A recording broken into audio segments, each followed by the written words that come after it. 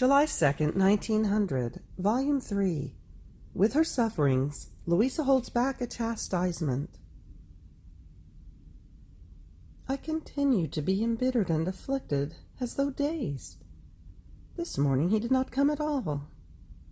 The confessor came and placed the intention of the crucifixion.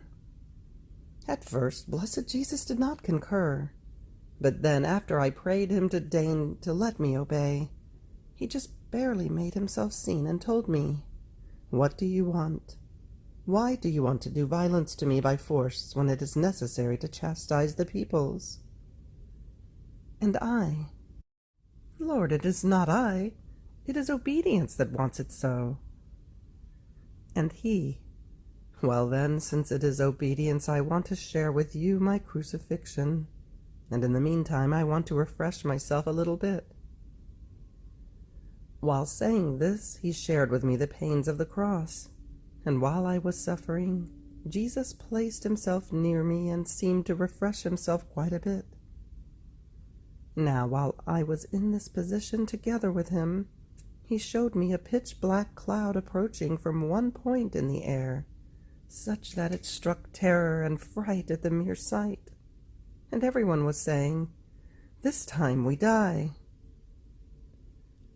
While all were terrified, a refulgent cross rose from between Jesus and me, and advancing toward that storm, put it to flight in great part, so much so that the people seemed to calm down. I cannot tell for sure, but it seems to me that it was a hurricane accompanied by bolts of lightning and by hail so violent as to have the power to sweep factories away. And the cross which dispelled it in great part seemed to be my little suffering, which Jesus had shared with me. May the Lord be blessed, and may everything be for his glory and honor. July 2nd, 1906, Volume 7. With her sufferings, she forms a ring for Jesus. As I was in my usual state and my sufferings kept increasing a little, blessed Jesus came for just a little and told me, "My daughter, truly I want to take you, because I want to disengage myself from the world." It seemed he wanted to tempt me, but I did not say anything about his taking me, because obedience was opposed, and also because I am sorry for the world. In the meantime he showed me his hand. He had a most beautiful ring with a white gem on his finger, and many little gold rings were hanging from this gem, which were intertwined and formed a beautiful ornament for the hand of our Lord. He kept showing it, so much did he like it, and then he added, "You have done this for me in the past days by means of your sufferings, and I am preparing a more beautiful one for you." July 2nd, 1911, Volume 10. Wherever love is, there is life. Without love, everything is dead.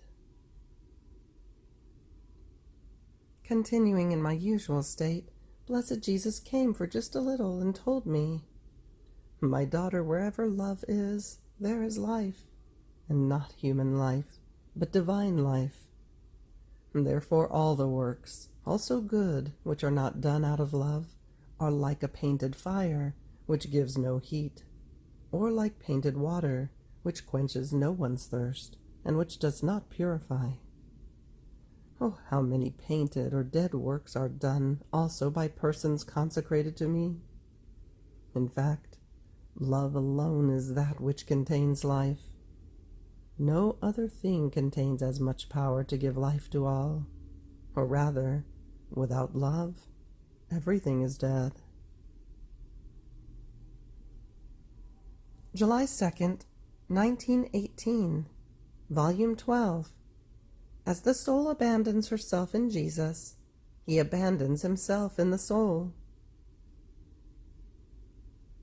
I was saying to my beloved Jesus, "Jesus, I love you, but my love is small, so I love you in your love to make it big.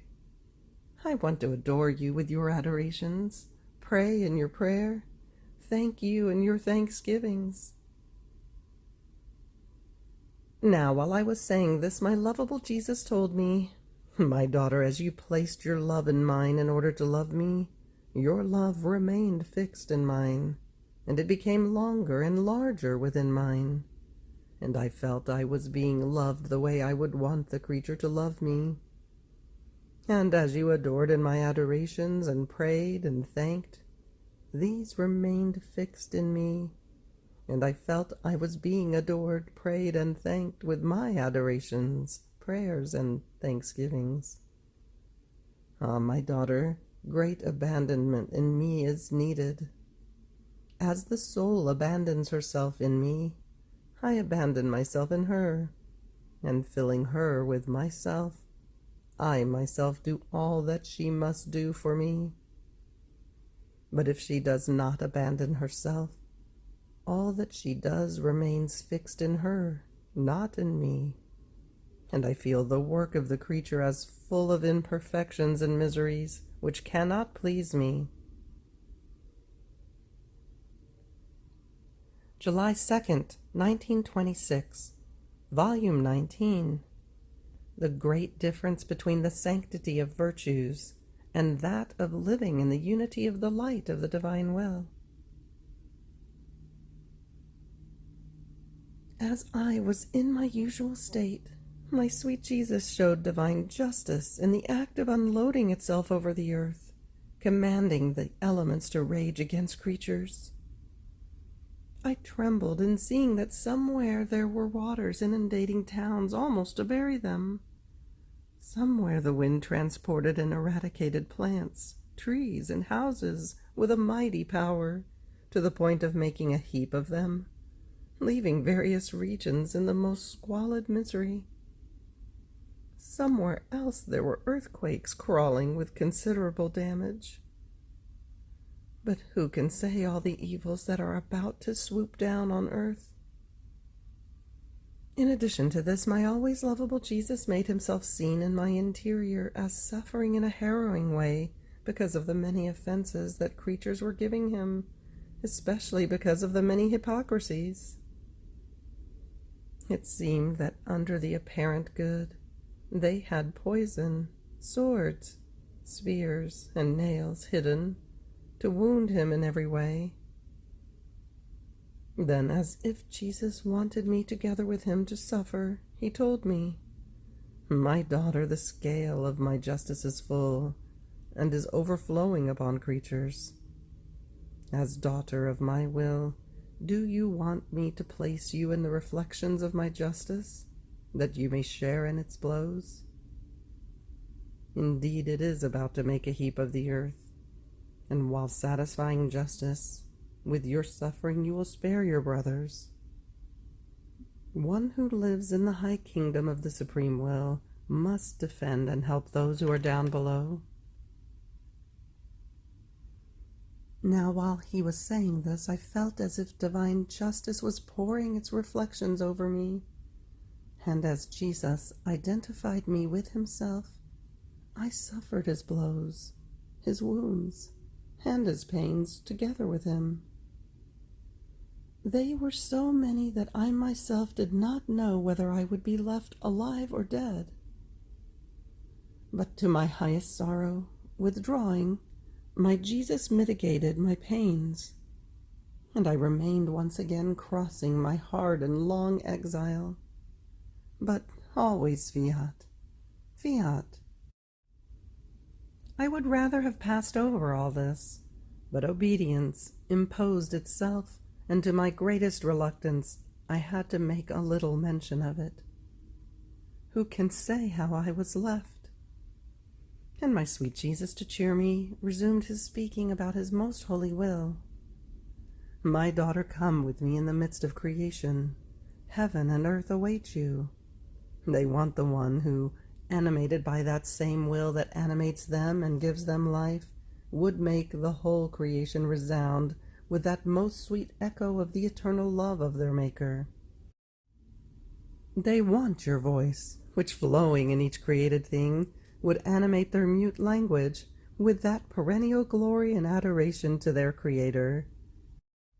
And since all things are bound to one another, and one is the strength of the other, because one is the supreme will that vivifies them and preserves them, one who possesses it is bound to them with the same strength and with the same union. So if you are not present in the midst of creation, because of your absence, they would feel the universal strength and the bond of inseparability lacking to them. Therefore, come into our dominions, for everyone longs for you. And at the same time, I will make you comprehend more things about the great distance that exists between the sanctity of one who possesses the unity of the light of the kingdom of my will, and the sanctity of submission, of resignation, and of virtues. Now while he was saying this, I found myself outside of myself, and I tried to make my I love you, my adoration, resound over all created things. And Jesus, all goodness, added, "My daughter, look at the heavens, the stars, the sun, the moon, the plants, the flowers, the sea. Look at everything. Each created thing has its distinct nature, its own color, its littleness and its height. Each of them has its distinct office, and one cannot do what the other does, nor produce the same effects. So each created thing is a symbol of the sanctity of virtues, of submission, and resignation to my will. According to the virtues they have practiced, souls have drawn a distinct color within themselves. Therefore it can be said that one is red flower, another purple, another white. One is plant, one is tree, another is star. And according to how they have submitted to the reflections of the supreme will, so have they developed in fecundity, in height, in beauty. But one is their shade, because my will, like solar ray, gives them the color of the seed which they themselves had placed in their souls.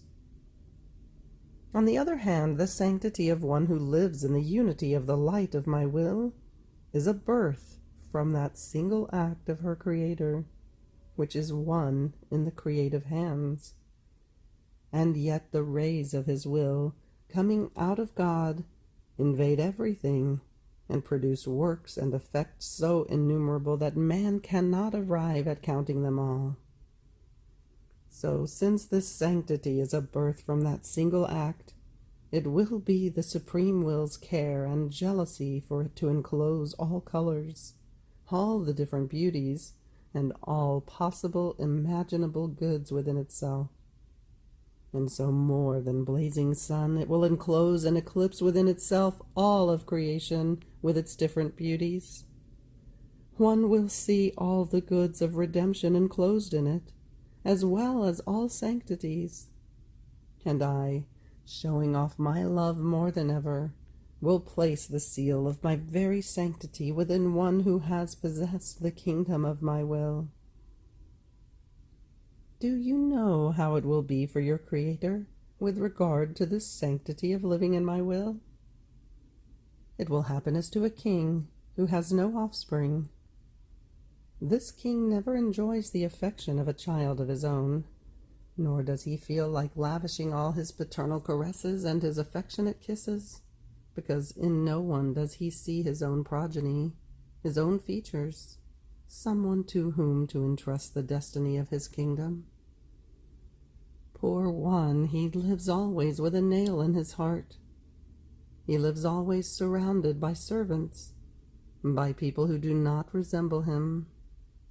And if they remain around him, it is not out of pure love, but out of self-interest, to gain riches and glory, and maybe even to betray him. Now suppose that a son comes to the light for him after a long time. What is not the feast of this king? How he kisses him, caresses him. he cannot remove his gaze from his Son, in whom he recognizes his own image. Just newly born, he gives him his kingdom and all of his goods as inheritance. And his complete joy and feast is that his kingdom will no longer belong to some strangers, to his servants, but to his dear Son. So it can be said that what belongs to the Father belongs to the Son, and what belongs to the Son belongs to the Father. Now, one who will possess the kingdom of my will be for us like a child born after about 6,000 years. What joy, what feast will not be ours in seeing our image in him, intact, beautiful, just as we delivered it from our paternal womb. All the caresses, the kisses, the gifts will be for this child, more so since, having given in creation the kingdom of our will to man as his special inheritance, and since this kingdom of ours has been in the hands of strangers, of servants, of traitors, for so long a time, in seeing this Son who will possess it as a son and will give us the glory of the kingdom of our will, our inheritance will be placed in safety on the part of this Son. Is it not right that we give him everything, even our very selves, and that he enclose everything and everyone? While Jesus was saying this, I became concerned, and I said to him, "How can all this be possible, my love?" And Jesus added, "My daughter, do not be surprised. By possessing the kingdom of the supreme will, the soul will possess a divine, infinite, eternal will, which encloses all goods. And one who possesses everything can give us everything. What will be our contentment, our happiness and his, in seeing the littleness of the creature in this kingdom of ours, taking from us continuously as the owner, as our true child? And since what he takes from us is divine, he takes the divine, and the divine he gives to us. He takes the infinite, and the infinite he gives to us. He takes immense things from us, and immense things he gives to us. He takes light from us, and light he brings to us. He will do nothing but take and give to us. We will place all our things at his disposal, so that in the kingdom of our will, given to him by us, nothing extraneous to us may enter any more, but only our own things, and we may receive the fruits, the glory, the love, the honor of the kingdom of our will. Therefore be attentive, and let your flight in our volition be continuous. July 2nd, 1931, Volume 29. How the divine will has the virtue of converting the good that the creature does into her nature. The return of the works to her Creator. How the creation has a determined act, while the creature a growing act. I was doing my round in the divine will to follow its acts, and I arrived at the point in which the celestial baby was in Egypt, and the celestial mamma, rocking him, tried to make him fall asleep, and at the same time she was occupied with her maternal hands in making a little garment for the divine infant. And I, uniting myself with his mamma, made my I love you to Jesus flow between her fingers and in the thread that was flowing, so as to form and weave the little garment together with my I love you. And upon the foot of the queen that was swinging the cradle, I put my own, so that I too might rock Jesus and do for him what his mamma was doing. And while I was doing this, the celestial baby between vigil and sleep was saying, "My two mammas." So remembering this and what was written in the 24th volume, which is volume 24, September 2nd, 1928, I thought to myself, but is my dear Jesus still repeating the sweet words, "My two mammas"?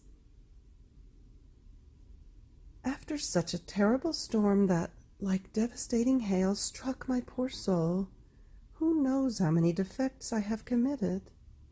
Jesus must no longer feel that tender love of saying so sweetly, "My two mammas." But while I was thinking of this, my lovable Jesus told me, "My daughter, if you have not ceased repeating, uniting yourself with our celestial mamma, rocking me, placing your I love you for me in what she was doing, could I cease saying, 'My two mammas'?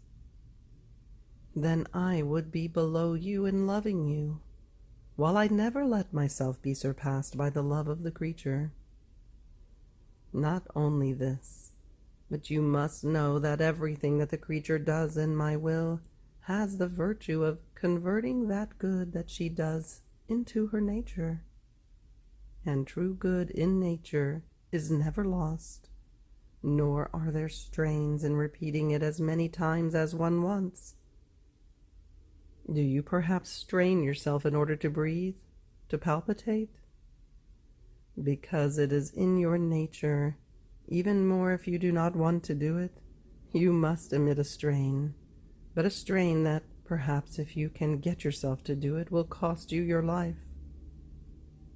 And this is the greatest prodigy of my will, to convert the prayer, the love, the sanctity, its knowledges, into one's nature. And when I see that the creature has given herself at the mercy of my will, but so much that my will was able to change the divine goods into her nature, my words resound in the soul with my creative power, and give the maternity as her nature. And how can I not repeat, "My two mammas"? When I speak, what I say is in reality. Is it perhaps not true that my mamma is mother to me according to the order of nature, and is also mother to me in the divine order, by virtue of the divine will that she possessed? Had she not possessed my will, she could not have been mother to me, either in the human order or in the divine order. Oh, how many things it knows how to do in one who lets herself be dominated by it. It knows how to make the divine order descend into the human, and it converts the divine order into one's nature, and it makes of her such portents as to astonish heaven and earth. Therefore let yourself be dominated by my will, and I will make my sweet word resound in you, my dear mamma, whom my Fiat keeps for me on earth. After this I was following the divine Fiat in the creation, and was saying to myself, I want to enter into the sun in order to empty it of the love that God placed in it for love of creatures, and on the wings of its light bring it back to my Creator as requital of my love. I want to empty the wind, to bring back to him the requital of the mighty love, of the moaning, ruling love, that it may rule over the divine heart and snatch from it the kingdom of the divine will upon earth. I want to empty the heavens of the love they contain, to bring back to him the love that never ends, that never says enough, so as to take him from all sides and bring him the requital of loving him everywhere and in every one. But who can say all my nonsense that I spoke in each created thing? I would be too long, therefore I will not go any further. So while I was doing this, my sweet Jesus told me, Daughter of my will, how pleasing to me is the soul who enters into my will to find in it all my works, and flying from one created thing to another with her little capacity, she makes her calculations to find out what dose of love, of goodness, of power, of beauty, and more I placed in each created thing. And since for one who is in my will, what is mine is hers, she embraces them all and brings them back into my womb and around me as requital of her love. And I feel being returned to me the love that we issued in creating the whole creation, the goodness, the power, the beauty with which we strewed all creation. And in our emphasis of love we say, the daughter of our will returns to us our works, our love, our goodness, and more. And while she returns them to us, she leaves them at their place. And we feel being repeated to us the glory, the happiness, as if we were again putting out the whole creation. Now you must know that in creating the whole universe, the variety of many manifold things, we placed a determined act, and enough to each thing, in such a way that they cannot surpass any limit from the way in which they were created. However, even though it was a determined act, and they cannot go any further, it was yet a full act, so much so that creatures are unable, nor do they have the capacity to take all the good that each created thing contains.